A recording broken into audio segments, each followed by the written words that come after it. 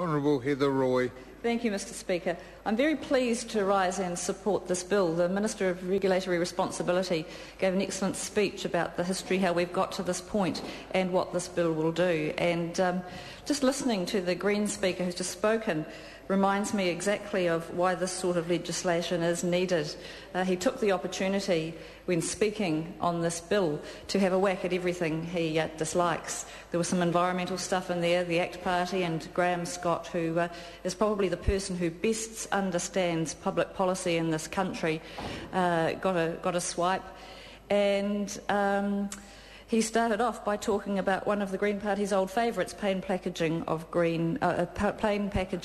cigarettes, as though that's going to make any difference at all to the rates of smoking.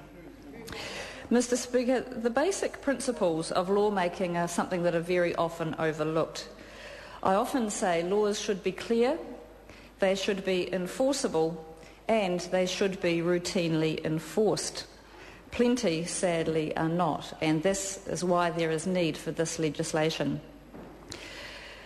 This bill actually, this introduction or this first reading speech today is a very proud moment for the ACT Party, and the Minister has worked tirelessly to get it to this point. As part of our confidence and supply agreement with the National Party, the Regulatory Responsibility Task Force was put together, and the drafting of this bill was the result of the work of that task force, following on from the introduction of the Regulatory Responsibility Bill, which was a private member's bill. It was interesting to hear the Labour Party contributions to the bill. It seems that they're not opposed to having principles, they just don't want to do anything about promoting them. Leanne Dalziel talked a lot about her general agreement with the principles espoused in the bill, which is very pleasing. She also talked about fairness, though, gave some reasons why this bill shouldn't go to select committee. She said it was because of fairness and because she didn't want to waste Parliament's time. Well, when we come back to this House tomorrow, Mr Speaker, a private members' day, the only opportunity that backbench MPs get to debate their issues, we'll see who's most concerned about not wasting Parliament's time then, because we will see, as we have in every members' day since last December, the filibustering that is going on to prevent one particular bill get through Parliament.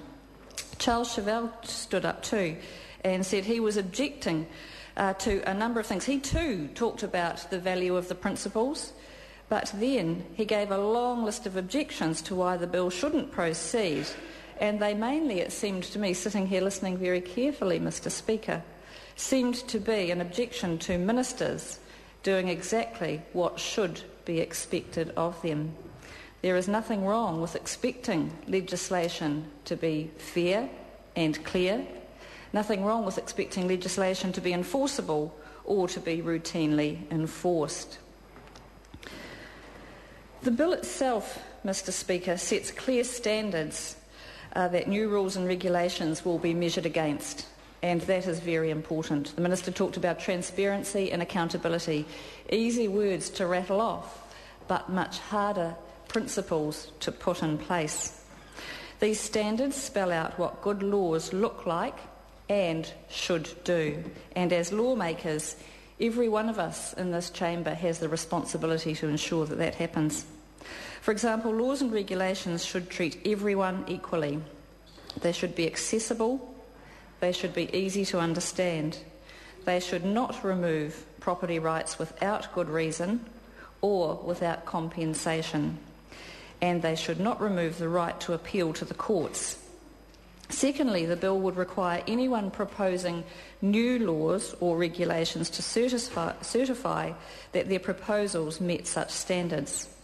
If laws don't meet these prescribed standards, the person proposing the law, so either a minister or a private member, would need to explain to Parliament why the law doesn't comply and why this piece of legislation being proposed meets the public interest.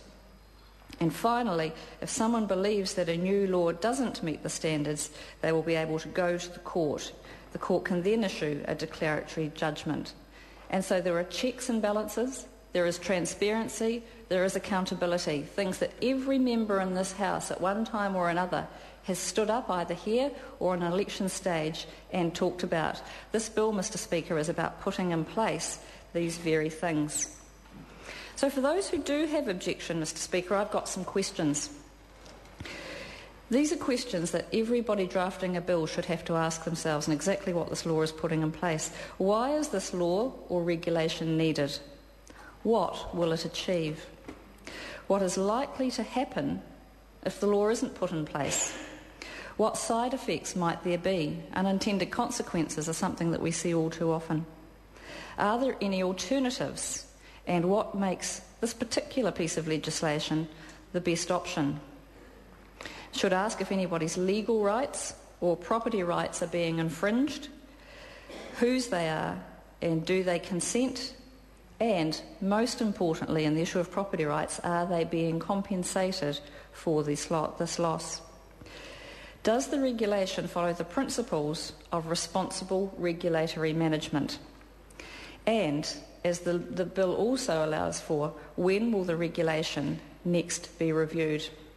When I was Minister of Consumer Affairs, my major project was to look at the consumer law, and we ended up with a consumer law reform project. It took 7 of the 12 pieces of consumer law and is amalgamating them. When I looked at the consumer law, there were 2 very good principles-based pieces of legislation, the Fair Trading Act and the Consumer Guarantees Act. There were also a lot of other smaller laws that had been around for a very long time. The one that was the oldest was the Auctioneers Act, which was put together in 1908 and still had provisions, Mr Speaker, for people tethering a horse when they went to the stock markets. It's been a very long time, I would think, since a horse has been tethered by people taking their stock to market. It highlights the principle in a very simple way of actually the importance of reviewing legislation.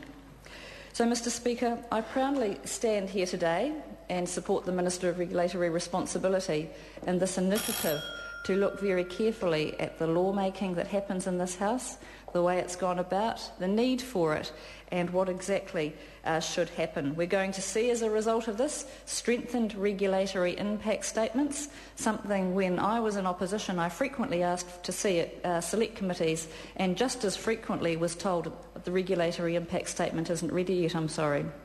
For some laws we never saw any. It will put in place regular reviews, as I've just outlined, and that too is very important.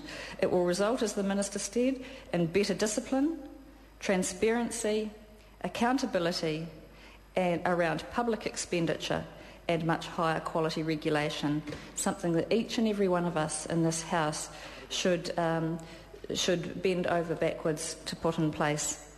Thank you very much, Mr Speaker. Speaker. I call to Euro Flavel. Kia ora tātou.